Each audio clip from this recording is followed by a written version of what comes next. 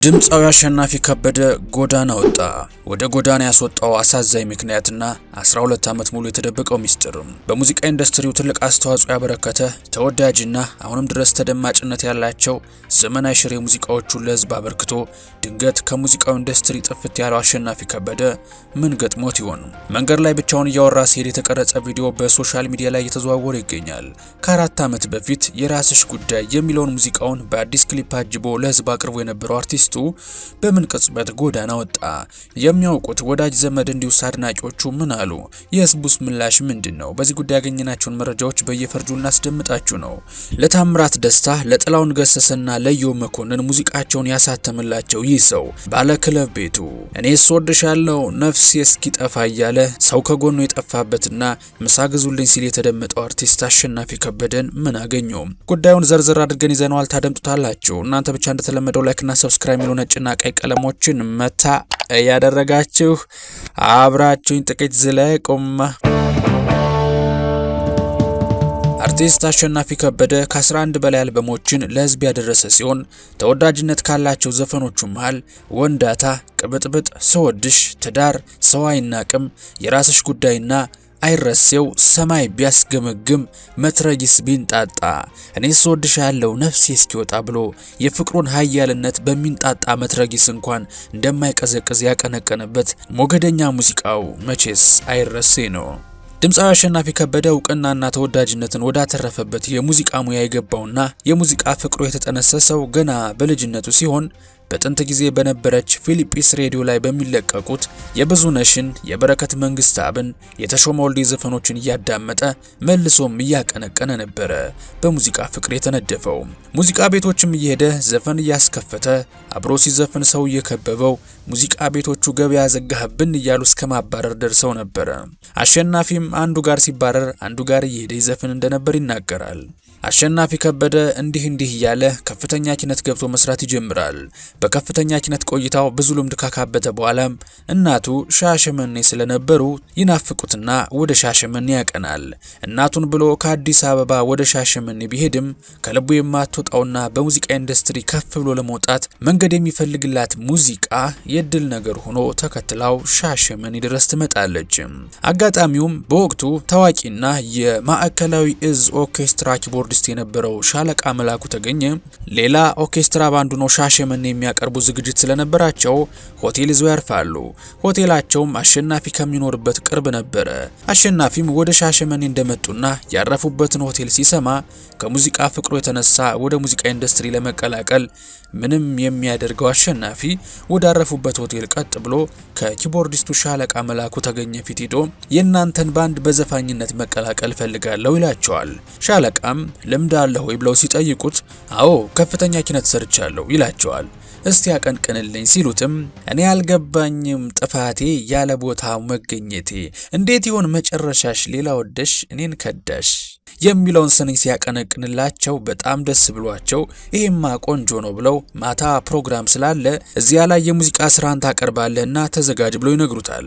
የዛኑ ቀንም ማታም የሻሸመኔ ልጅ ሙዚቃ ያቀርባል ስለተባለ አዳራሽ ውስጥ ህዝቡ ግጥም ብሎ ይገባል። መጀመሪያ ወደ መድረኩ ሲወጣ ህዝቡ በጮት ቢያስደነግጠውም አሸናፊ ከበደ እንደምንም ዘፍኖ ይገባል። አዳራሽ ውስጥ የነበረው ታዳሚም ይደገም እያለ መጮህ ይጀምራል። አሸናፊም ድጋሚ በሞራል ወጥቶ ይዘፍናል። ከዛም እንግዲህ በዛው የአዳራሹ ታዳሚ በሰጠው ሞራል ያማተረሽ የሚለውን የሙዚቃ አልበሙን ያወጣል። የአልበሙ መጠሪያ የነበረው ያማተረሽ አንቺ ልጅ ማን ነው ያማተረሽ ያስተዋለሽ፣ አንቺ ልጅ ማን ነው ያስተዋለሽ፣ ከኔ ሌላ ማን አስቦሻል፣ ልቤስ ናፍቆሻል የሚለው የአልበሙ መጠሪያ የሆነው ያማተረሽ የሚለው ሙዚቃው በይበልጥ ተወዳጅነትን ያተረፈ ነው። እውቅና እንዲያገኝም አልበም እንዲያወጣም ሞራል በመሆን የሻሸመኔ ህዝብ በአሸናፊ የሙዚቃ ህይወት ጉዞ ውስጥ ከፍተኛ አስተዋጽኦ ነበራቸው። ታዲያ ግን አርቲስቱ አሁን ያለበትን ሁኔታ የሻሸመኔ ህዝቦች ማወቃቸውን እንጃ። የመጀመሪያ አልበሙን ካወጣ በኋላም ሌላ አዲስ ነገር ፍለጋ ወደ አዲስ አበባ ይከትማል። አዲስ አበባም እንደመጣ ራስ ቲያትር ተፈትኖ አልፎ ይቀጠራል። ራስ ቲያትር እየሰራም ሁለተኛ አልበሙን ያወጣል። ሁለተኛ አልበሙንም ካወጣ በኋላ ብዙ የሰርግ ፕሮግራሞች ላይ እየሰራ እንዲሁም ክለብ እየሰራ ራስ ቲያትር ብዙ ጊዜ ሲቀር በስንብት ደብዳቤ እንዲለቅ ይደረጋል። ከዛም በሙዚቃው ብዙ መስራት እንደሚቻል ያወቀው አሸናፊ እውቅናን ወዳገኘባት ወደ ሻሸመኔ መልሶ በመሄድ የራሱን ናይት ክለብ ይከፍታል። ናይት ክለብ ከፍቶ እየሰራ ብዙ አልበሞቹን ሰርቶ የኦዲዮ ቪዥዋል ማህበር አባልም ስለነበር አሸናፊ 7ኛ አልበሙ ላይ ሲደርስ የራሱን ሙዚቃ ቤት ይከፍታል። ከዛም በተከታታይ 3 ቅርንጫፎችን ይከፍታል። ሙዚቃ ቤት ከከፈተ በኋላም ለጥላሁን ገሰሰ፣ ለታምራት ደስታ እንዲሁም ለኢዮብ መኮንን ሙዚቃ እንዳሳተመላቸው ያስታውሳል። ታዲያ አሸናፊ ከበደ እንዲህ ይላል። እኔ የማውቀው መሳቅ መጫወት ነው።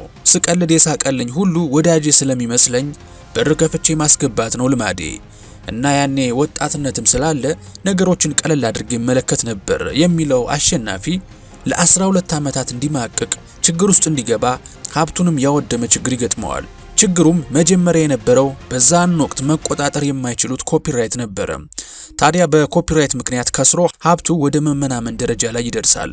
ዘፈኖቹንም የሰረቀው አምኜ ሲስቅልኝ ወዳጅ መስሎኝ ያቀረብኩት ያለው ሰው ነበረ። በደረሰበት ክስረት ውድቀትና የሀብት መመናመን ትልቅ ህመም ላይ ይወድቃል አርቲስት አሸናፊ ከበደ።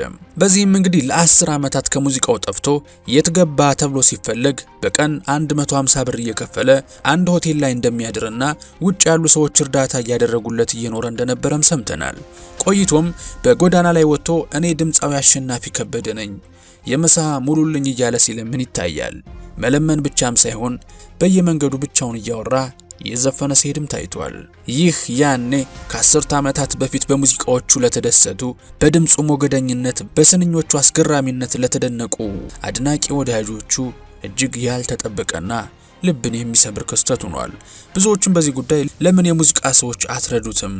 ደጋግ ኢትዮጵያውያን ወዴት ናችሁ እያሉ ይገኛሉ። ታዲያ እንግዲህ ቅርብ ጊዜ ላይ ጎዳና ወጥቶ ብቻውን እያወራ በተለቀቀው ቪዲዮም አዲስ አበባ 22 አካባቢ 12 ዓመት ሙሉ እንደዛ ሲሆን ቆይቶ አሁን ነው ቪዲዮ መልቀቁ የታያችሁ እያሉ የለቀቁት ሰዎች ላይም ቅሬታ እያሰሙ ይገኛሉ።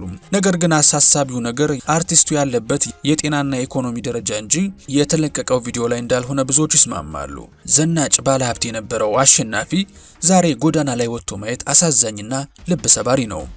መቼም እንደተነሳበትና እንደደረሰበት ከፍታ ብዙ ሰው መውደቅ አለ ብሎ ሊያስብ ይችላል እና ድንገት ካለበት ከፍታ ሸርተት ብሎ ሲወድቅ፣ ድንገት ያልጠበቁት ውድቀት ሲገጥም አእምሮ መታመም፣ ሌላም በሽታ ላይ መውደቅ ከደረሰው ችግር ተጨማሪ ሆኖ ሌላ ተጨማሪ ችግር ቢሆንም ከወደቁበት መነሳት አለመቻል ደግሞ ሌላ ችግር ይሆናል።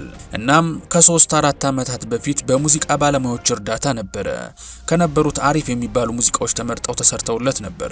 ከላይ እንደጠቀስንላችሁ የራስሽ ጉዳይ የሚለው አንዱ ሙዚቃው ተጠቃሽ ነው። በዚህም እንግዲህ ከ5 ሚሊዮን በላይ ሰዎች ያዩለት ስራ ነበረ። ከ4 ዓመት በፊት በዚህ ከፍታ ላይ የነበረ ሰው ዛሬ ላይ እንዲህ ተጎሳቁሎና ባልተጠበቀ ሁኔታ መገኘቱ እጅግ ልብ ሰባሪ ሆኖ አግኝተነዋል። እኛም እንግዲህ ተወዳጁ አርቲስት አሸናፊ ከበደ ወደ ቀድሞ ቦታውና ወደ ቀድሞ ጤናው እንዲመለስ መልካም ምኞታችንን እየተመኘን ለአርቲስቱ ድጋፍ ማድረግ የምንችልበት ማንኛውም አይነት ሁኔታና እድል ካለ እድሉን የምንጠቀም እንደሆነ በእናንተ በአድናቂዎቹ ፊት ቃል እየገባን በአርቲስቱ ጉዳይ የተለየና አዲስ መረጃ ሲኖር በዚሁ ቻናል ላይ የደረስንበትን የምናሳውቃችሁ ይሆናል። የምንወዳችሁ የኢትዮ ትሩዝ ቤተሰቦች ለዛሬ ያጠናቀርንላችሁ ቪዲዮ እንግዲህ ይህን ይመስል ነበረ። እንደተለመደው ሀሳብ፣ አስተያየት፣ ትችትና መልካም ምኞት ሲኖራችሁ ኮሜንት መስጫው ላይ ብትጽፉልን ይደርሰናል እያልን በቀጣይ በተሻለ ቪዲዮ እስከምንገናኝ ሰላማችሁ ብዝት ይበልልኝ። ቸር ቆዩልኝ።